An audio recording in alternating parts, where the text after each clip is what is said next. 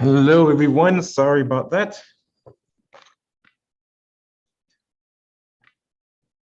Sorry for the delay, but we're going to go ahead and get started in a few minutes.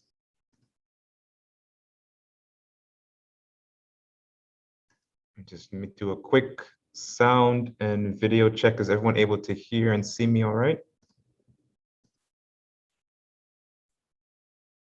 Yeah. Okay, great. Thank you.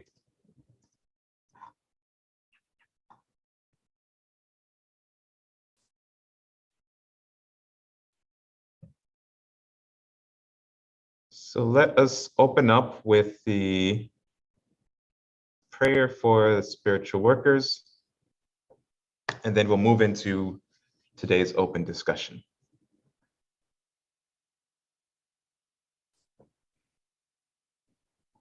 Zoom in a little bit.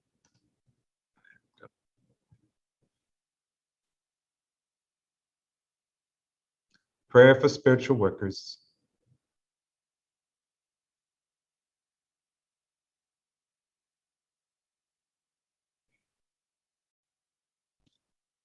Almighty God, I bless all those who, because of their limitations, would smite me.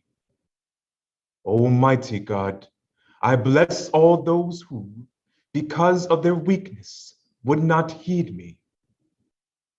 Almighty God, I bless all those who, because of their ignorance, would defile you through me.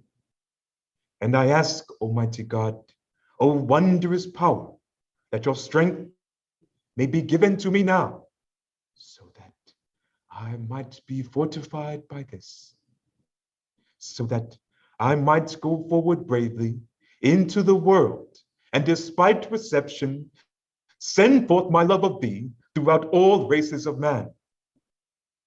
Almighty God, give me the power and strength to rise above my karmic weakness, the deficiencies in the pattern of my evolution, so that I might evolve and become stronger, and even stronger in thy everlasting light. O God, thy will be done.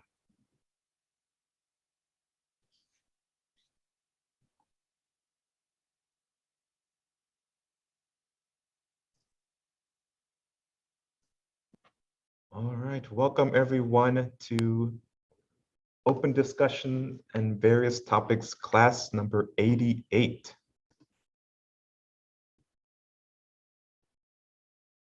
Hope you all have had a wonderful week, as per usual. Feel free to ask any questions you may have in the comments. Sorry, feel free to ask any questions you may have in the chat. If you're joining us via YouTube, if you're joining us via Zoom, you can also use the raise hand feature to ask any questions you have audibly, and I'll gladly answer those for you. I apologize for this Friday. I was traveling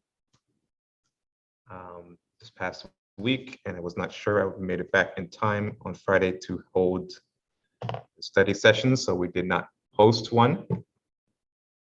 But next week, I plan to be here. We will have our study sessions, and we'll continue reading the ancient language of the soul and look at chapters 5 and 6. So in our first two study sessions, we did in the first one, 1, 2, and the opening comments, I forgot what they were called. And then we looked on the second class, we looked at 3 and 4. So you can go back and view those videos. They are in their own playlist called Study Sessions. And this Friday, we will look at chapters 5 and 6. We'll read them, take some highlights, make some bullet points, and then we'll come back on Sunday for our open discussion and to review those two chapters. All right, so do we have any questions to start off today's open discussion?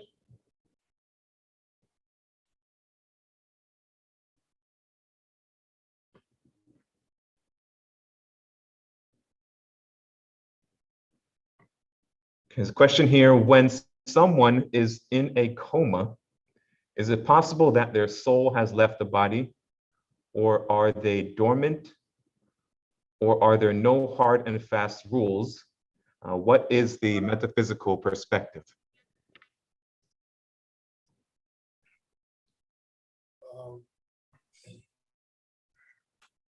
The soul having left the body. The soul left the body, then the person will be dead. So we know the soul has not left the body. So the soul, the organ body of the soul is the thing that keeps the body or bodies alive. So if they in a coma, then an aspect of the aura or all the aura is still there. So no, the mechanics of it, once the soul leaves the body, the auric body goes with the soul. And the auric body is the thing that the physical body, astral body, etheric body, even the brain and mind substance feed off the auric body. Remember what I told you? The auric body is like an atmosphere for is a life force atmosphere for all the bodies. So once the auric body leaves, it's that life or that life cycle has ended. Now you go into either the astral life cycle or the etheric life cycle.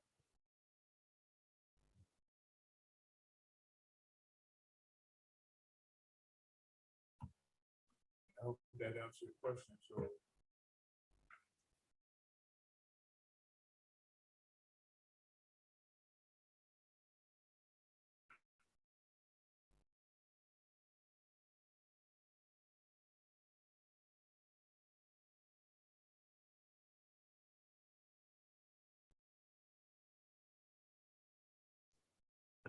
Follow-up questions. So are they still inside or projecting? They could be projecting. They could be in a dormant state. Anyway, they are projecting. A part of the consciousness is projected somewhere. But yes, the soul is still there. Either the astral or etheric body is on a journey, but the auric body is stationary. And the astral body could be somewhere else, or parts of the mental body and the astral body could be somewhere else. But they're still there. They're in a coma.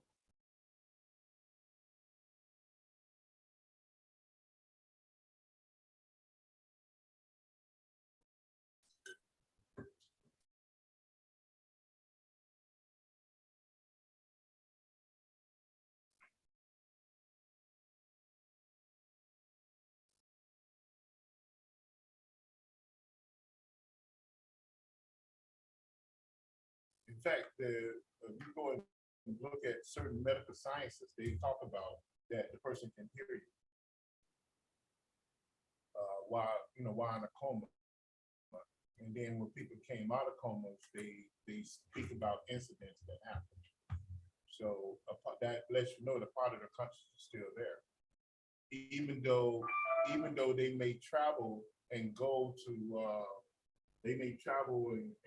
and go visit friends, relatives, or even go to the astral or etheric realms. They still come back to their body to replenish themselves, because like I said, they feed off the aura of the auric body. But when people who came out of comas, they were able to recall incidents that went on in the room.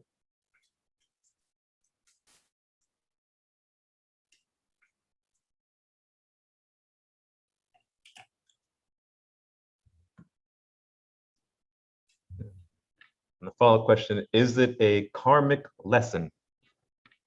Everything's a karmic lesson. All things are karmic. Karma means action, and it's actions that's it's pressures. So it's pressure towards conformity. Anything that's active in life is being pressured by some force of karma, of the law, in order to have you to perform and progress towards a certain risen state of consciousness. Because the pressure is the thing that helps you to look at things from a different perspective. It moves you along the line so that you can see all things from all corners.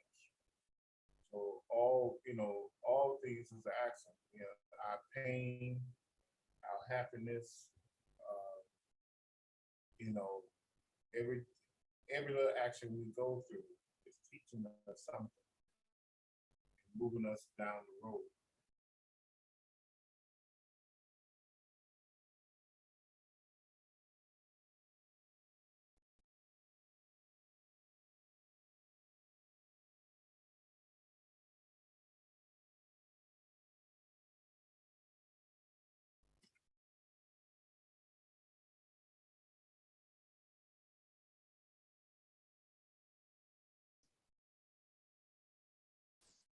Any additional questions?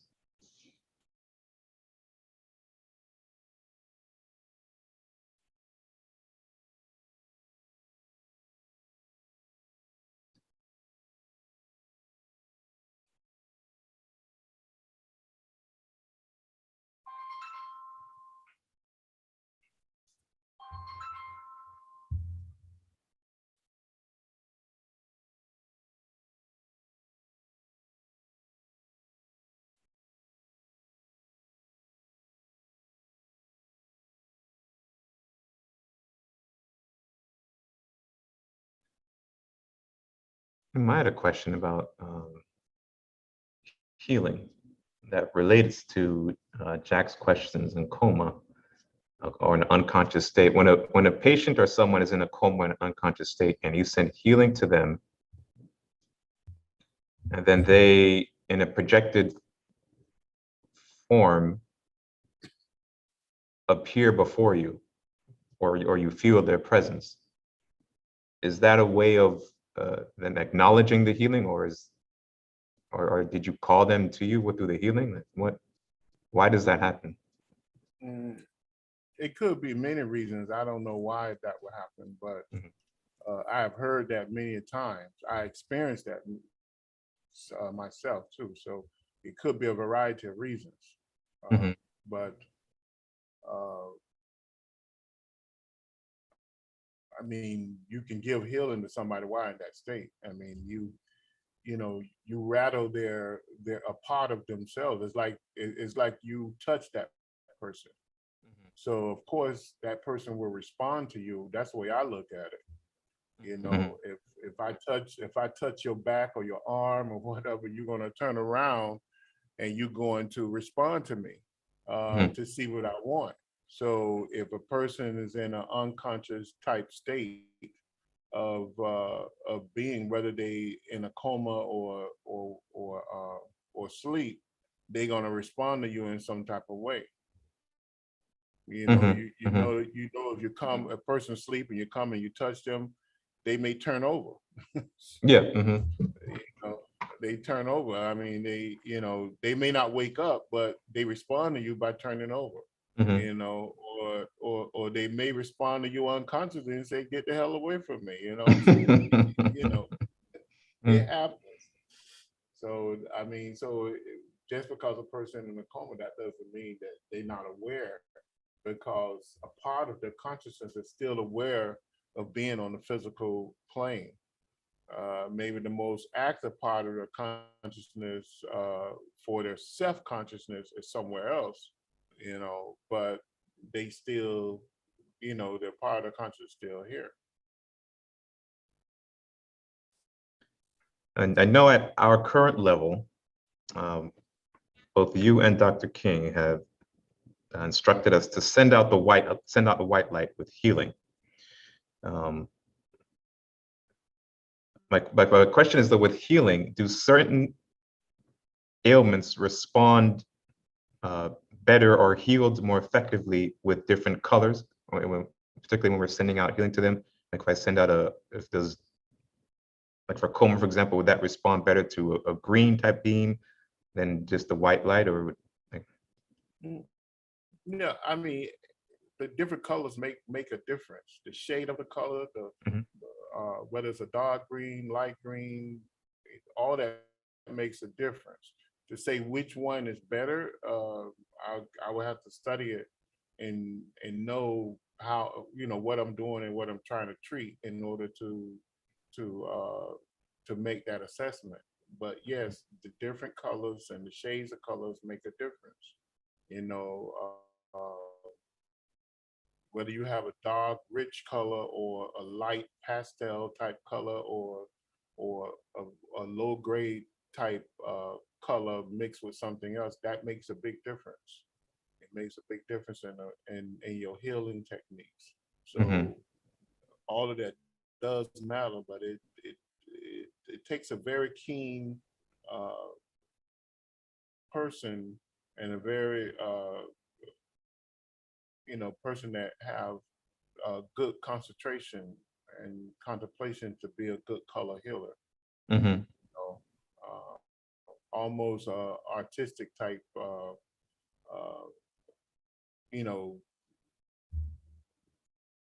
person in order to do that, and the person who knows color and to do it or really pay real good attention to it.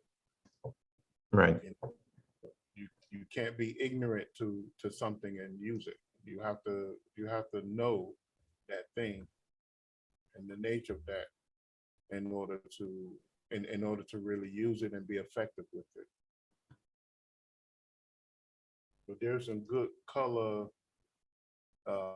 healing books out there and people that really do that type of stuff. That gets it right. A lot of them get it wrong, though. I have to say that.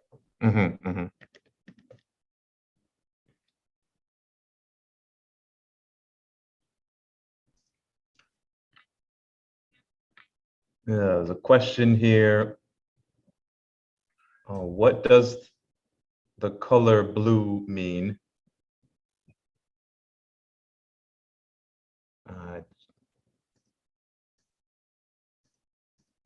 The color blue can have several different meanings. So it can be a spiritual blue. It can have a spiritual meaning, and it can have a negative meaning. All colors have a positive and negative type meaning, or energy, not meaning, but energy behind it. So you could use it in a way of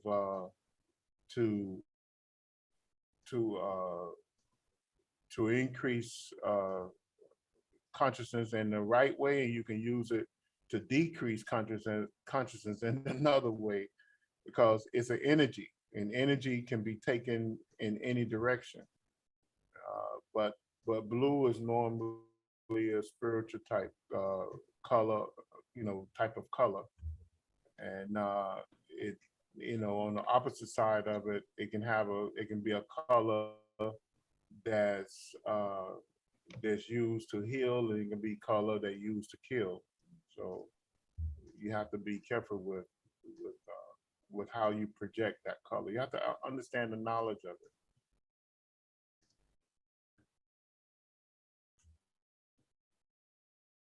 James, in a previous lecture that Nehemiah gave, he produced a chart where he looked at the different colors, particularly in the electromagnetic spectrum, and he gave positive and negative, I guess, meanings or traits behind them.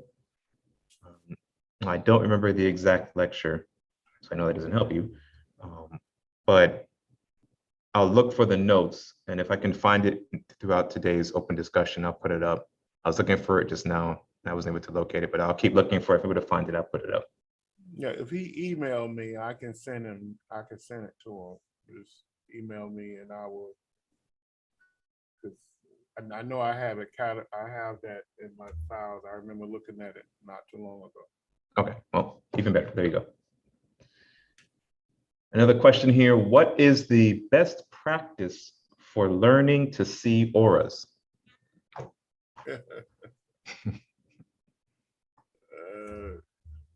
Yoga. Yoga breathing, pranayama. And now with pranayama, you can do other practices, your visualization practices.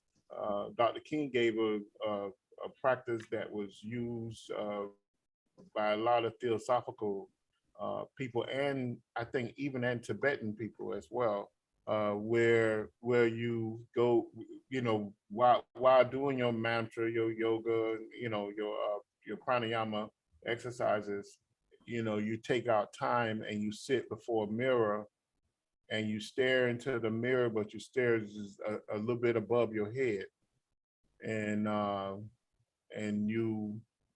eventually in doing that, you will begin to see your aura. Uh, that's one way. Another way too is to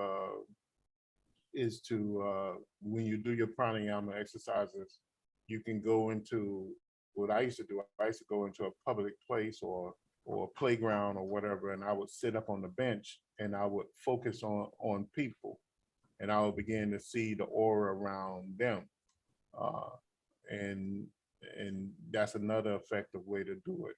But it had to be doing this. I always did it during sunlight, you know. Um, but I did the mirror thing too. So, but the key is while doing your pranayama, your mantra, your prayers, and all of that, then you take time out to enhance the energy flow that you have created within the notic pathways of your body.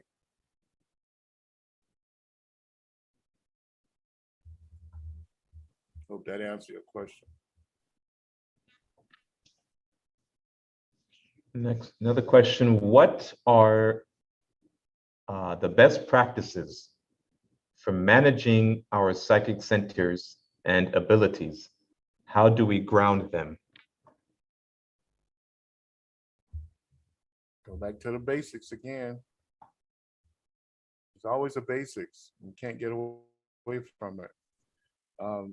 Raja Yoga, which gives you the 8 limbs of yoga, which includes concentration, contemplation, meditation, withdrawal of the senses, mantra, and pranayama. It includes all those things. So that's how you control it. And then inside, when you go deep inside the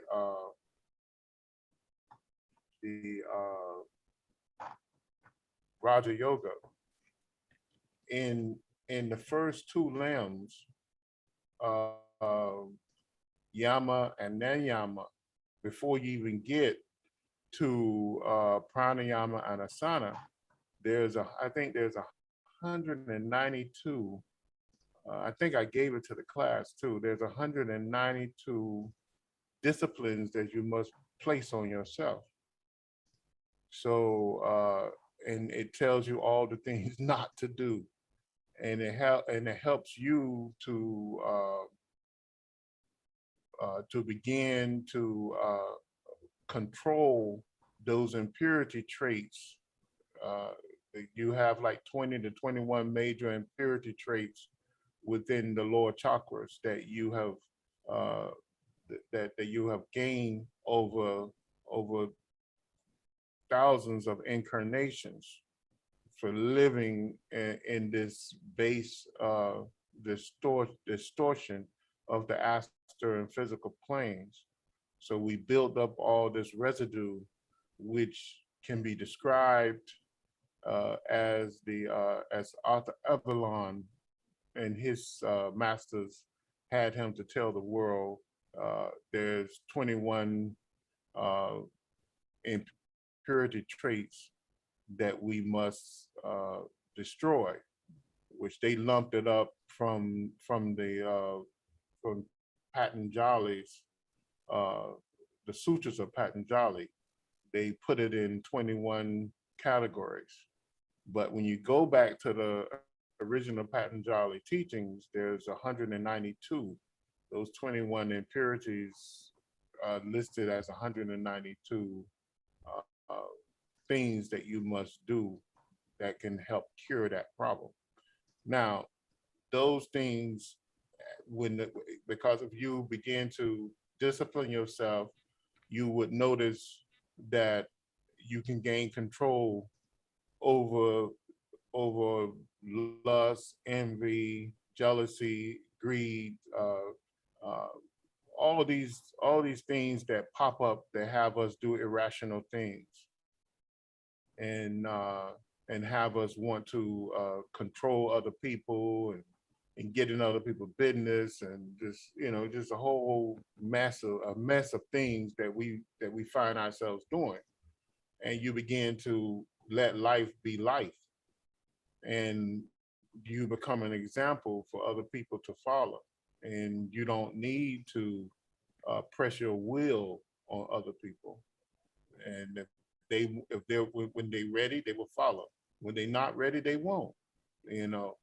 Or when they're ready to advance themselves, they will. When they're not, they will linger like a leaf in the wind and just blow from one place to the next. But if you stay stern and just do your thing, then you can be an example for other people. But the way to do that is to control your basic emotions. Yama means control your thought and actions. Niyama means while controlling your thought and actions, you observe God and have that help you to control your thought and actions. Where you, in the Bible, I think they say put God first or something like that, but it's the observance of God in everything.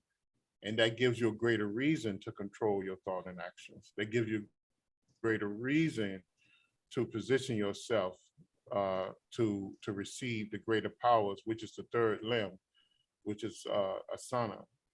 So those are things that you need to go back and study, and that's how you can control those things. There's no easy pathway. There's absolutely no easy pathway. So I hope that answers your question.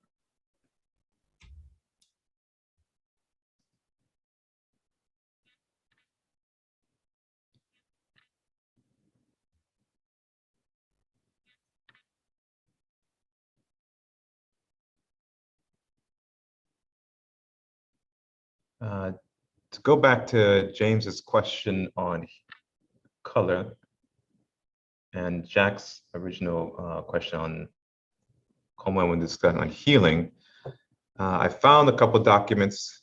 These are older documents talking about healing and color, and specifically utilizing the power of mantra to enhance healing energies. This also ties into the text we're studying, Ancient Language of the Soul. So I wanted to take a look at this as an example of a case use in which we can use the power of mantra to enhance our healing practice. And then we'll also do a little brief look at some of the meanings of color. I think these documents were written back in 2011. So let me put it up so you can see what I'm talking about. I'll just read through them. They're 2 Word documents, but I felt that they apply to the discussion we're currently having.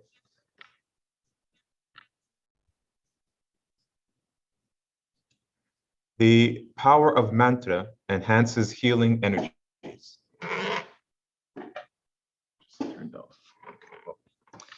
The type of healing that is being advocated. Okay, so this is from a series that Nehemiah did on healing. So there was, in the beginning, he had introduced spiritual healing. And then I think midway through the series, he had looked at ways to enhance our healing practice.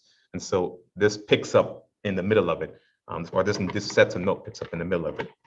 But if you want a full discussion on spiritual healing, you can look at our playlist under the same heading, and on other playlists too, on Raja Yoga, Pranayama, and prayer. The type of healing that is being advocated here is a subtle psychic healing that works from the mental subtle levels to a physical gross material level. The mystics and yogis understood that the physical world is built on the foundation of the subtle, mental, and energized by subtle cosmic forces of Shakti power. Even the physical medical professionals know that most sickness is psychosomatic, which means that it begins on a mental level, psycho, and fully manifested on a physical level, somatic. Now, the mystic world realized this centuries ago and devised methods of addressing mankind's many mental and physical illnesses through various forms of spiritual healing. The major methods used by the mystics and yogis were a combination of mystic practices that include the following. The healer's ability to use visualization methods to draw the Shakti powers down through a concentrated mental vortex of organized mental structure with the use of mantra. The healer also uses pranayama procedures that increase the level of prana. It enhances the flow and availability of prana through the regulation of Ida and Pingala Nadic flow of cosmic energies with the use of mantra. The healers use mantra to calibrate their chakras to heighten the flow of cosmic energies. The mantra is used as a shaping and molding tool for cosmic energies that assist in the projections of the mental commands of the healer. The Mudra Yoga is used by the healer to seal the cosmic energies from exiting the body in various areas and directing the cosmic energies in a concentrated and potent manner toward a desired exit, and by redirecting and the concentrated cosmic energies toward the desired patient with the help of mantra. Constant and continued practice of mantra can bring about the awakening of the dormant powers of Kundalini. All right, so Will, this is answers your question too, in addition to the response that Nehemiah gave. Eventually, Kundalini rises in its entirety from the chanting of mantra. The chakras are activated through the constant chanting of mantra, japa. As stated earlier, the activation and purification of the nadi pathways help to bring about a partial activation of the chakras. When a strong degree of concentration is obtained and mantra has begun to live within the practitioner, then he is able to invoke prana to easily clear the nadi pathways and partially activate the chakras to prepare for a conscious movement of the power of Kundalini. When the practitioner can chant mantra for at least 10 to 12 hours straight in a deep concentrated manner, he can begin to untie or activate and move the great power of Kundalini that lies dormant at the base of the spine. When this concentrated power of 12 hours can be placed into 10-minute space of time and concentrate on the activation of Kundalini, it is said that this power moves up the spine, meaning that when the level or intensity of focus and concentration of 12 hours can be invoked within a 10-minute time window, for example, then with that level of high focus, concentration, contemplation, can one begin to activate the Kundalini power. Right. That's what it means. But first, that 12-hour goal has to be achieved. And that's not sitting, with the mind jumping every now and then to something else, wondering about dinner and that. Yeah. It's just physics. I mean, Right. At one time, man had a one horse carrying the buggy. Mm-hmm. Then he had two horses. Then he had six horses. Then he realized the speed and time and that those six horses achieved. So then what did he do? He began to build a machine that can put 250 horsepower in a machine and move that machine, as though 250 horses was moving it. So in pranayama or in mantra, because mantra and pranayama is one and the same, when you can move a mantra the way pranayama moves to your body, you can chant this mantra and pull on enough pranayama to create a 12-hour time span, can shrink that into 10 minutes or within seconds and move the power of Kundalini. When you can do it within seconds, most likely you are an avatar. You're a great master or avatar. When you can do that within minutes. And we've seen that happen with Dr. George King. Right. So that's a rare thing to move into a meditative state within minutes like that. Now, also in this paragraph, guys, I want you to see or to visualize the diagram Nehemiah put together titled "The Looming Effects of Tantra Yoga." And if you recall, in that diagram, all of the yogas are listed, and it is shown how Tantra Yoga looms them together to achieve Kriya and the Kundalini Yoga, right? So all of that is here in that paragraph, right? The Raja, Pranayama, Mantra, Mudra, Hatha, Bhakti, Karma, Nani, all of that is here in that same paragraph. You are looming all the yogas together in order to achieve this goal of the activation of Kundalini. Let's say, shall I continue? Of course, the activation of Kundalini should only be attempted under the guidance of a qualified adept or master. When the soul has activated the Kundalini consciousness into full manifestation, the Kundalini rises up through Sushumna, a tiny, hollow, and canal within the spinal column, that the sacred pure Kundalini power travels through as an awakened consciousness of the soul. Then the soul hears the mantras chanted from the omnipresence of God with awakened consciousness. All right, so if you remember in chapter 3 and in chapter 4, Ancient Language of the Soul, in 1 and 2 also, we talked about the mantra, the great mantra that is released by the Absolute and is also repeated by the supreme modes of creation, the lords of karma, the galaxies, the suns, the planets, the soul.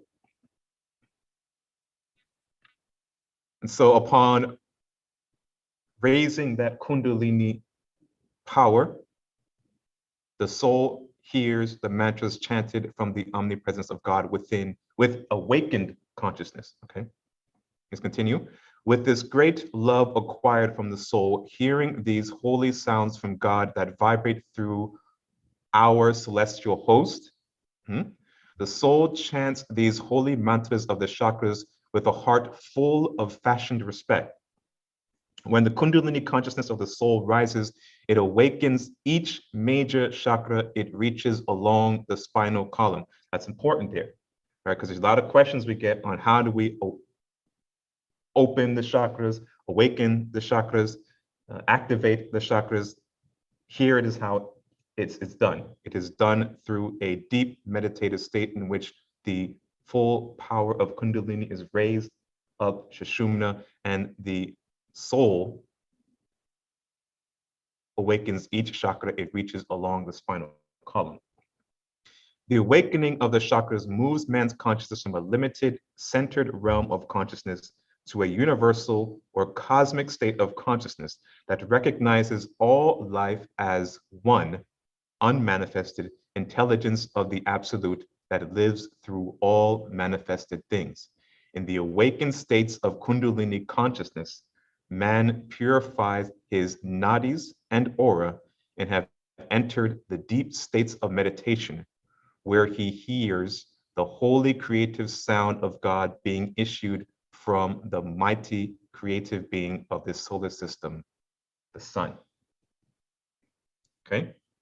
So I brought that up so that we can look at this aura color chart. It's actually, uh-oh, you guys can't see it. I'm sorry. Let me switch to this document. Aura color chart. There we go.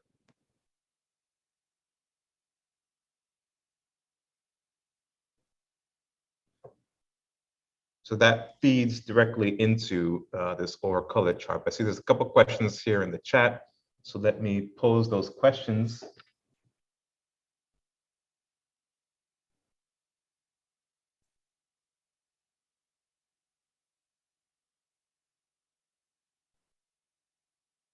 I think we answered these questions already, but I'll pose them anyway.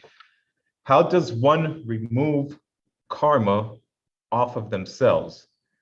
I know the Grandmaster said mudra and mantras, etc., but are there any other methods? Is there any other methods to connect with natural forces? Well, we just went over one. Healing is one. Sorry, Nima, I didn't mean to answer the question. Well, you don't necessarily move karma off of you. You can burn negative karma up, or because karma teaches you things. So you can get to a point where if you rise your consciousness, there's no reason for you to experience that negative karma or even positive karma that was lined up for you to experience, because you have moved beyond that.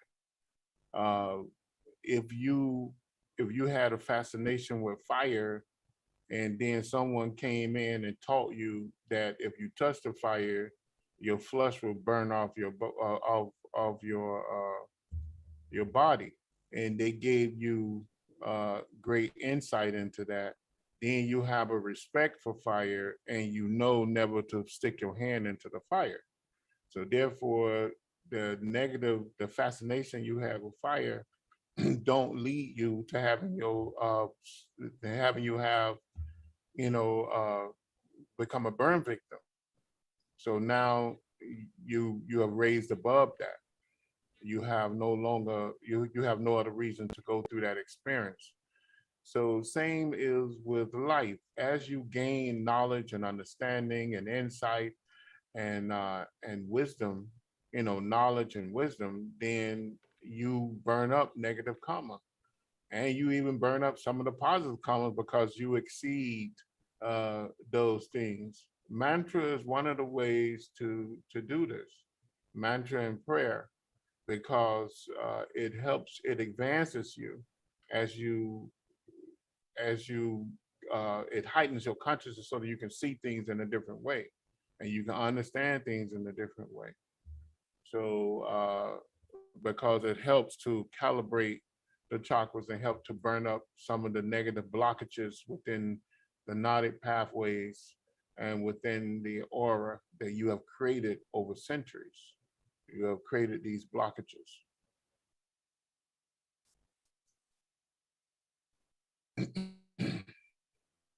So it's a combination of many things. So it's just not, you raise your consciousness, study, learn, treat people kind. It's like I said, there's 192 different yamas and niyamas that you can do in order to enhance yourself.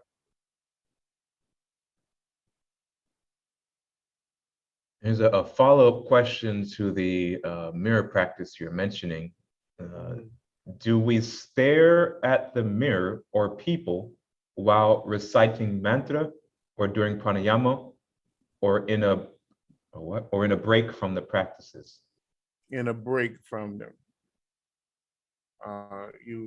Because once you charge the body up and get it going, and you're doing that on a regular basis, then doing your daily outings, you will notice that things have changed for you. And so take advantage of that energy and the aura. And that's when you set aside. You can even do it right after you have did the mantra. Go have a mirror there and stare in the mirror and look. And one day you'll begin to see your aura. You'll begin to see uh, disconnected entities that's walking around.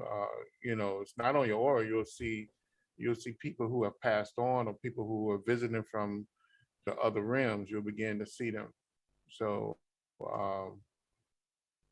it's not while you're doing it, it's after you're doing it. It's just a practice that you do to enhance your sight, because you want to merge your astral sight with your physical sight in order to create that psychic sight. And then once you have the psychic sight, you want to merge the psychic sight with the etheric sight, which is the vision or sight in the upper chakras, so that you can gain advanced vision, or senses.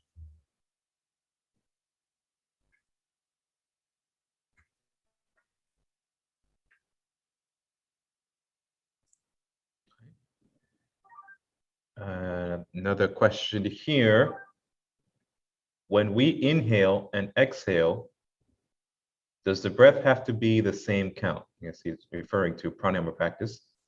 But when we hold the breath, is it a different count? For example, do we inhale for 7 seconds, hold to 4 seconds, and exhale for 7? That's the question.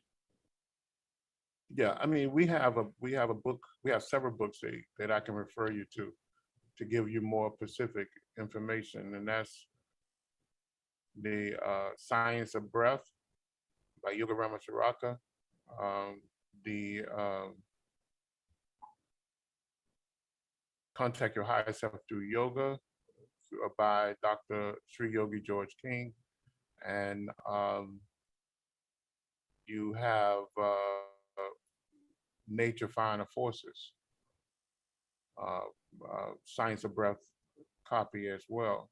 Normally, there's multiple practices, but there's 6 good practices that lead you into the beginning of pranayama, and that's regulating the breath. Breathe in.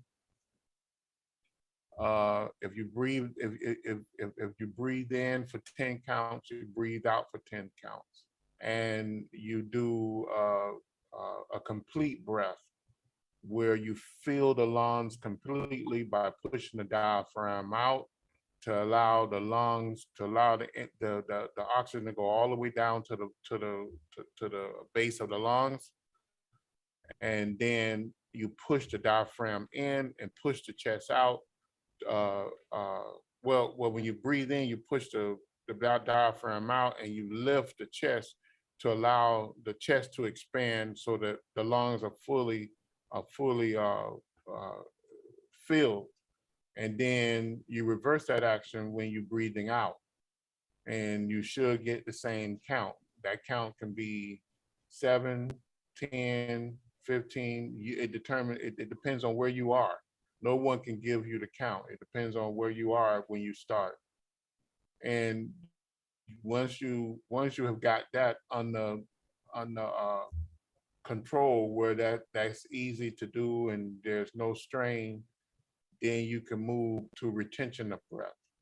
And normally, if you breathe in for 16 counts, then you try to hold it for 32 counts, and then you breathe out for 16 counts. So there again, you have to determine. You may have to build yourself up to go to 32 counts, but once you have regulated your breath, then you may find that you can do that, and eventually you'll be able to hold for double that time, triple that time, and that's that's what bring about your control over breath, your control over mind, your control over the energy. The greatest amount of energy you take in on a daily basis is through your breath. If you control your breath, you control consciousness. So you have to think about that. You know, in order to survive, you breathe. In order to survive, you drink water. In order to survive, you must eat solid food. So, but the thing that you must do always is breathe. Every second of the day, you're breathing. If you control your breath, you control your consciousness. You can wrestle you can wrestle with your consciousness by controlling your breath. You can bring it under control. That's what I'm trying to say. So that's what pranayama is about. But there's if you email me, I'll send you some books on pranayama.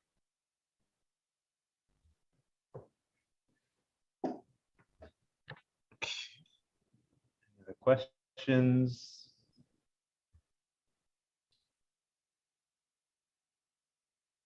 Okay, I think we covered all the current questions. Okay, so let's pick it back up here. After an aura healing, actually, in the second version, you remove this text, but no. I always reveal the colors I witness within the layers of your auric field. Each color has significance on a physical, emotional, mental, and spiritual level. The color of the aura is based on frequency, cycles of seconds, of light energy. For this reason, the aura may, and often does, change color as the movement of light particles in the auric field responds to external forces. To facilitate a greater understanding of the aura, I have created a color chart that includes a brief description and lesson for each of the basic colors. Keep in mind that the universe expresses the perfection of its creation by employing an entire palette of color and tone. For example, blue can include sapphire, aqua, royal, slate, navy, etc. Likewise, each hue slightly alters the meaning of the basic color. Therefore, use the chart with common sense and flexibility. For each color, I have also indicated a corresponding musical note based on the Pythagorean harmonic scale that works in harmony with each of the basic colors. In this manner, sound and color meld to create a powerful healing tool. Please note the darker colors, including brown, gray, and black, can occur as small pools of energy within the auric field or as a cast that shrouds the layers of the aura, thus altering the purity of the basic colors. I feel that the darker tones in the aura indicate an absence of light and often occur in individuals who have turned away from their spiritual paths. For example, brown can signify someone who is too focused on materialistic pursuits. Likewise, black or gray often occurs in someone who is shut down emotionally. I view this as the forgetfulness of the sacred oneness of all life. This is from an advanced course on healing, or probably could be part of an advanced course on healing. So we'll just preview it now, but at a later time, we'll have an advanced course on healing for those who are interested in attending that. And we'll probably do that as like a seminar in person. We did a healing course in the past. Most of those videos should be up on YouTube. And we were able to do some in-person practice using the King method of healing. You can also get more information on the King method of healing from the Aether Society. You also take a course there where they'll train you and initiate you in that healing technique. It's called You Too Can Heal is the name of the book. That's it. You Too Can Heal is the name of the text. You can get that from the Aether Society. Let's look at this aura color chart. We'll start at the Mullahara Chakra, Red. Red rules the emotional body. Here is our sexuality, passion, fear, and anger. Red helps to activate or stimulate the base of the spine chakra, the Mullahara Chakra, to release and calibrate pranic powers called apana energies that surges through the core of our being. This red apana prana can be used to create horrific suffering or miraculous healing when manipulated correctly. In the aura, red represents our struggle with attachments on the physical plane. The lesson of red is to take full responsibility for everything that happens in our lives. Number 2, Svadhisthana chakra, orange. Orange is the aspect of the cosmic element Mahabhutas, water. In the aura, it indicates someone who is passionate and ambitious in all facets of living. Orange also represents the seat of consciousness for man, which provides the energy and enthusiasm / desire to accomplish far-reaching goals. Orange is the color configuration that's produced from in the sex chakra that generates and calibrates the dhyana pranas that pervades the whole body. Orange is good for the heart and provides a boost of energy when tired or fatigued. The lesson of orange is to own our personal power. Finally, orange helps to activate or stimulate the sex chakra, Svadhisthana chakra, and provides us with courage. Yellow in the Manipura chakra, this is the solar plexus chakra. Yellow represents the intellect. It also represents the cosmic element Mahabhuta's fire, Agni or Tejas. Yellow energies here are called Samana Prana. Someone with yellow in their aura has the power to inspire new ideas and manifest them through speech and positive action. Yellow also purifies the immune system, which leads to a long, productive life. Here, the lesson is to create hope for all humanity.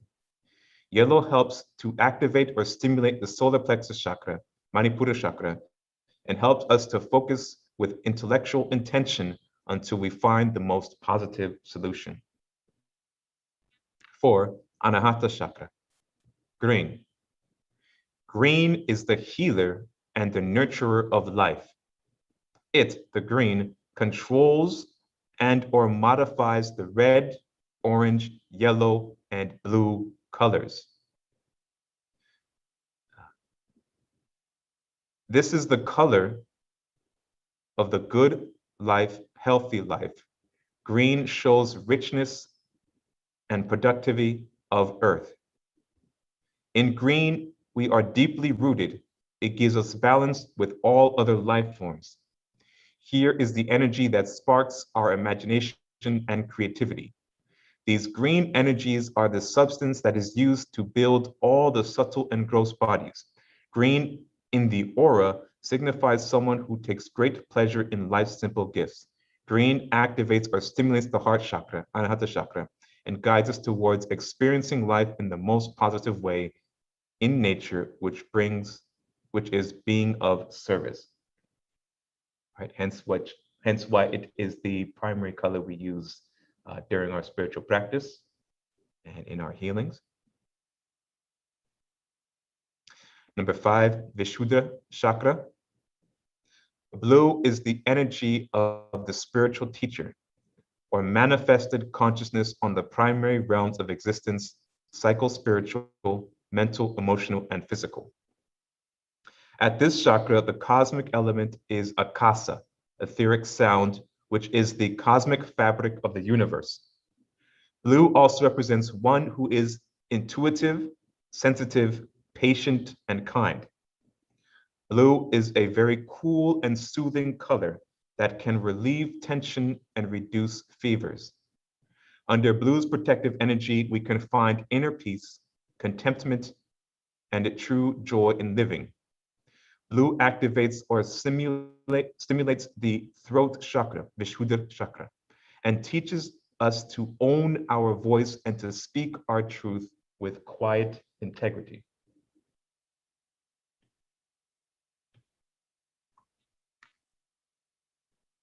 Number 6, the Ajna chakra. We have indigo. Indigo represents our deep connection to spirit. Thus, indigo guides us to surrender the notion that we are separate from source. Through the transformation of self, indigo teaches us to love unconditionally. In this manner, indigo provides us with a vision of our full potential as human beings. Indigo also activates or stimulates the Christ chakra, the Ajna chakra, that helps us to see that peace on earth is possible. Finally, we come to number 7, the Sahasrara chakra. We have violet and white. Violet white is perfect light and indicates the combined presence of all the healing colors within the aura. Violet white requires that we sacrifice our individual will for divine will. In this manner, violet white inspires us to always choose the path of bravery, love, service, and enlightenment. Violet white activates or stimulates the crown chakra, Sahasrara chakra, and teaches us that we are all humble servants of the infinite power of the Absolute. Right? So I hope that brief discussion on the colors, on the basic colors in relation to the aura, could help everyone get a better understanding, as well as the efficacy and power of healing, both contact and absentee healing. Let's see, I have a question here about the visualization of prana. When visualizing the prana, what colors are best to visualize and what are their purposes? Like they say, imagine pulling white light for purification or green light for healing, gold, etc. I think we kind of went into that already, but.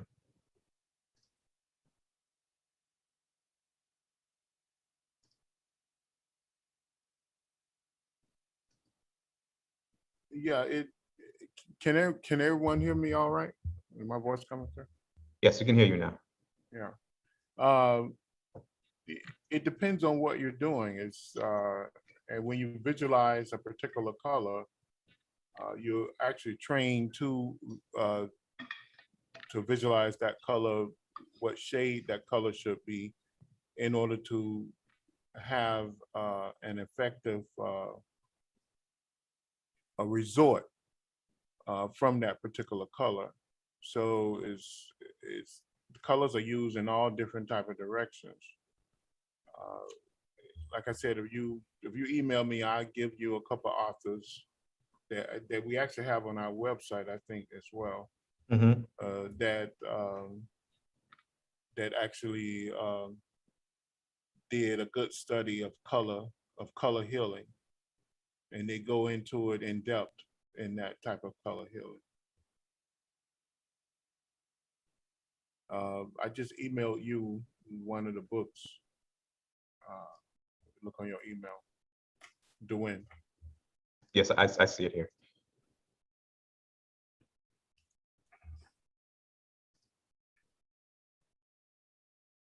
No. Do we have any additional questions? You can pull up the name of the book, the cover of the book, so everyone can see it. So, okay.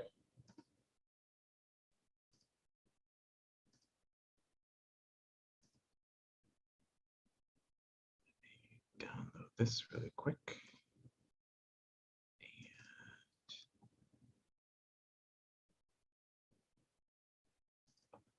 Let me stick that there.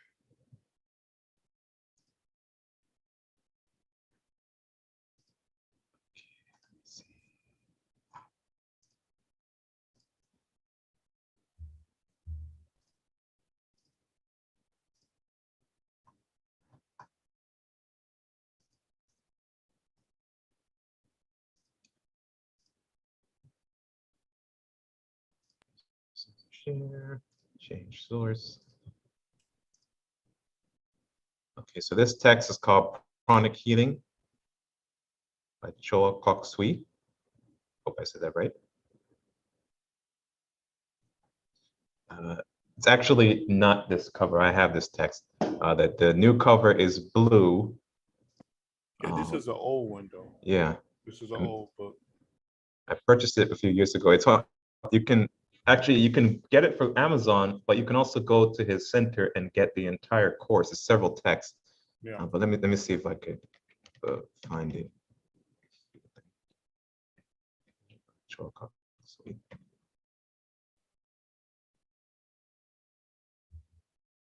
I think it's called Miracles Through Pranic Healing.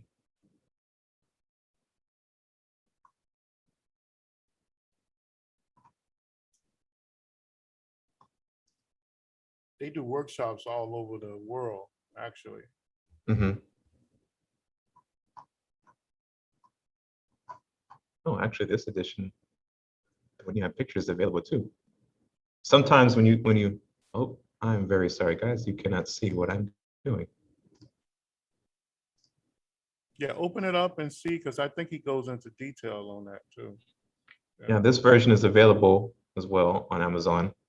Sometimes in older editions, you'll get more information, a clear description. Let's look through the text.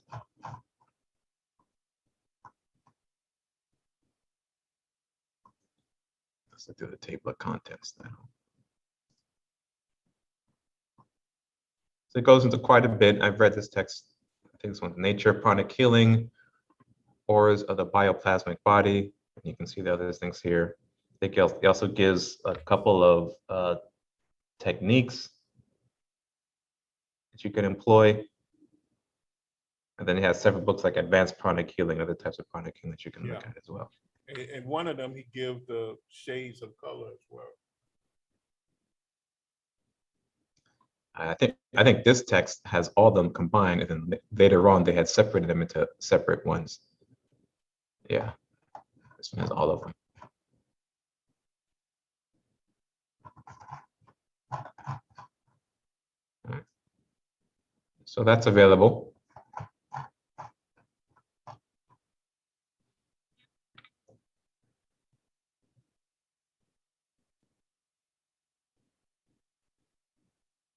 Another question here. How does one get access to spirit and the devas within each chakra? And how does one know when they are doing so? I don't understand it. You are spirit, and the diva's main job is to help mind manifest the vehicles of expression for the soul. So if you drink, when you drink water, there's a diva present. When you breathe air, there's a diva present. Everything you do, divas are present. Your food, there's a diva present. So these things cannot happen without the divas. Now, when you gain knowledge of the diva kingdom, knowledge, understanding and knowledge, then you would try to work within the laws of karma, because you make the job of the divas or the life of the divas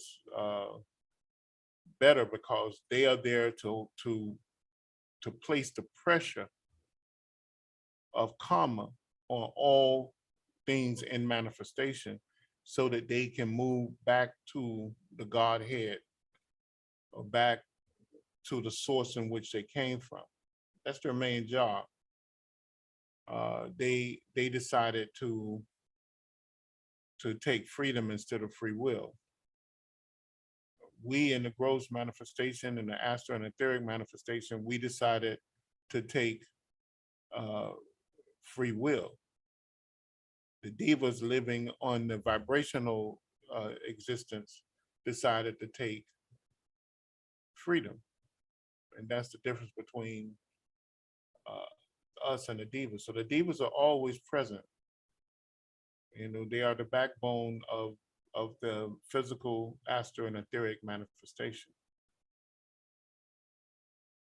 So in order to understand and gain a greater insight, and a lot of times you have to throw away a lot of stuff that people told you or concepts that they have given you, and see things as they are.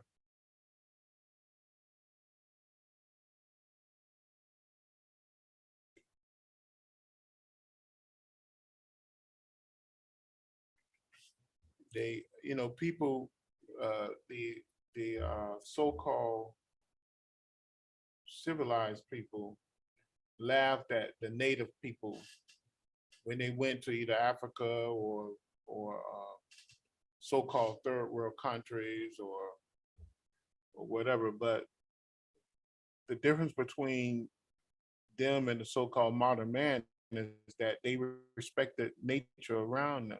They understood that nature was God, and they understood that everything had a purpose.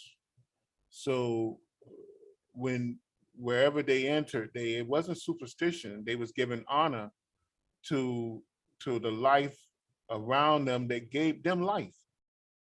Even the so-called American Indians, they said that they did not kill the animals just to hang it up on a hook. They only killed to eat and to survive.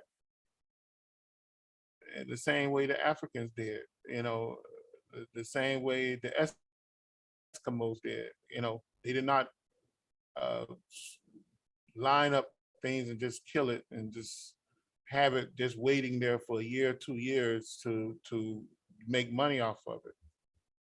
This was not primitive. This was intelligence. You know, this was a respect for life.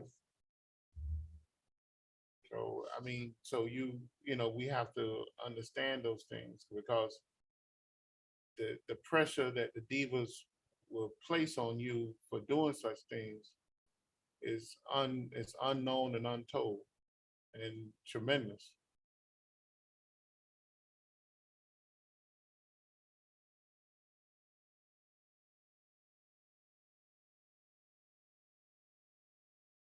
I hope that answers your question.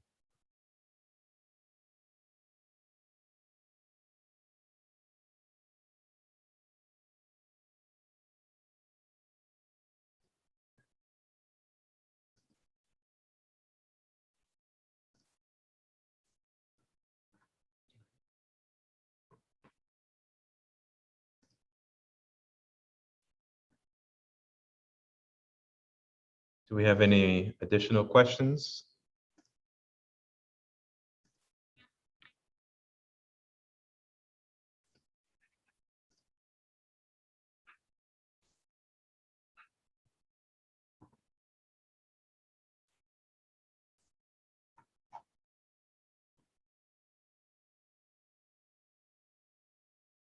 Do we have any, I guess, have any final questions as we're about to wrap up today's session?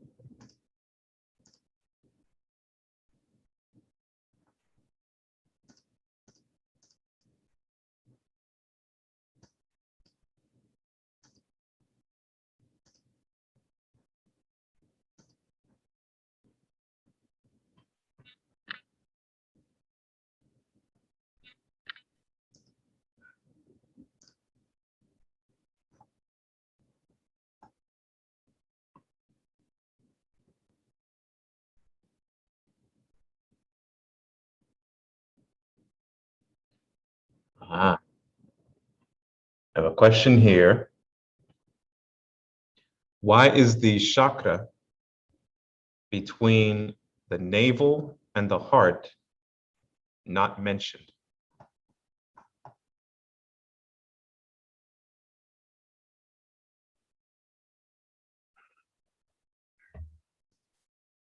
It is mentioned on certain occasions, but it's part of the heart chakra, And we're told, in fact, most minor chakras are not mentioned. You know, you have 108 chakras within the body, and we're told to only focus on 6 or 7 of those chakras, sometime 9.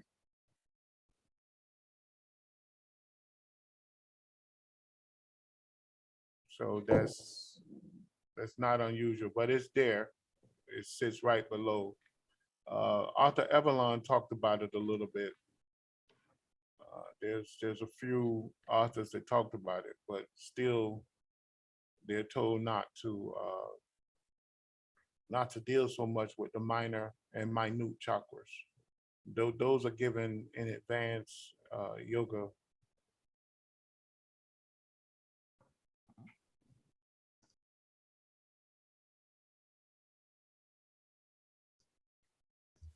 It's also depicted in a lot of diagrams as well.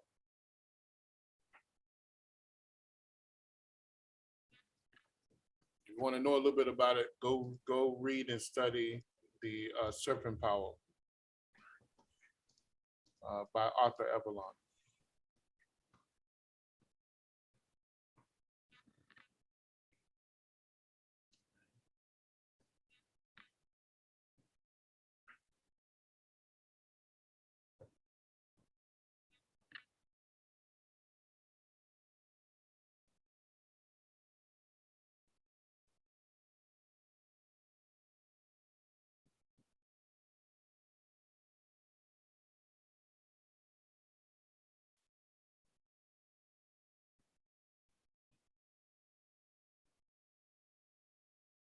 So I have a comment here.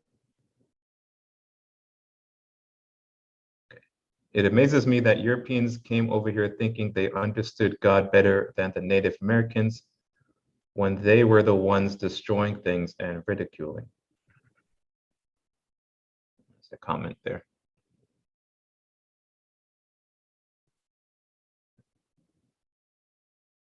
Do we have any final comments or questions before we close out today's session?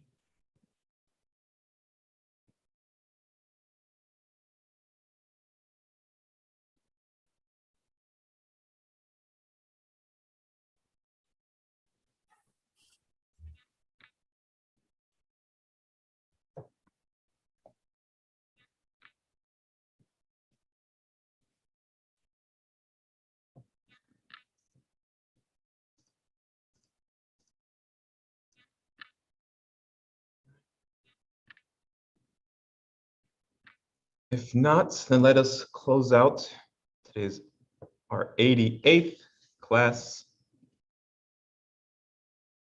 with a prayer. And in celebration of our Guru's birthday this past week, I would like to close with reciting a prayer for our teacher. And if you have any questions or comments on this prayer, feel free to email me directly at dwayne@mysticknowledge.org, and I will be glad to address those for you.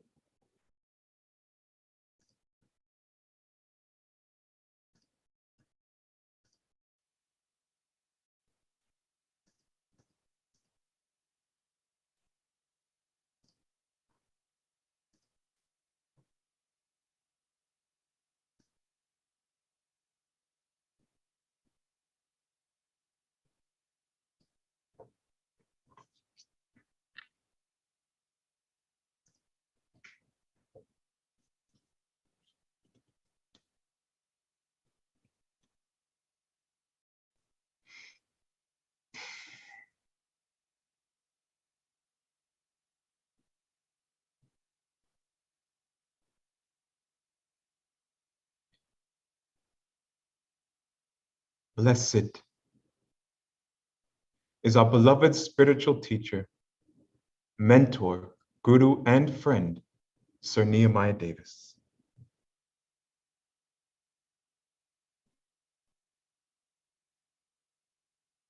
O divine and wondrous Spirit, O everlasting Lord of hosts, we come before you now in all humility to uplift our beloved spiritual guru, Sir Nehemiah Davis, at this time. O everlasting Spirit, great is the love and sacrifice of this one, who tirelessly gives of himself so that we may be delivered from the darkness of our ignorance into the all-embracing light of God. O wondrous Brahma, send forth your mighty healing power to Sir Nehemiah, so that he may be lifted up, so that he may be made strong, so that he may continue to radiate thy love and light unto all the world. Thrice blessed is this wise one who has found and left and given of his very heart to man, so that he may see, and seeing know, and knowing act, and acting become that which he should be. O divine creator of all this wonder, shed thy mighty beams upon us now, so that we might be better equipped to devote ourselves in lasting service to all. O wondrous Brahma, blessed is our beloved spiritual guru, Sir Nehemiah Davis, for all that he has done and continues to do for mankind throughout his lifetime.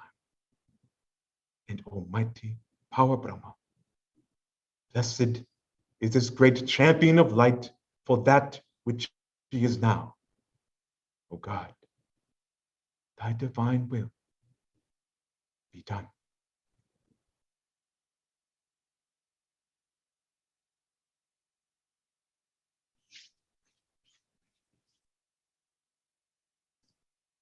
All right, everybody, thank you very much for your attendance, for your questions and your comments and your participation. I look forward to seeing everyone on Friday as we studied chapters 5 and 6 of the Ancient Language of the Soul, and then on Sunday again for our next open discussion and various topics. Thank you again and have a wonderful week. All right, bye. Thanks, everybody coming.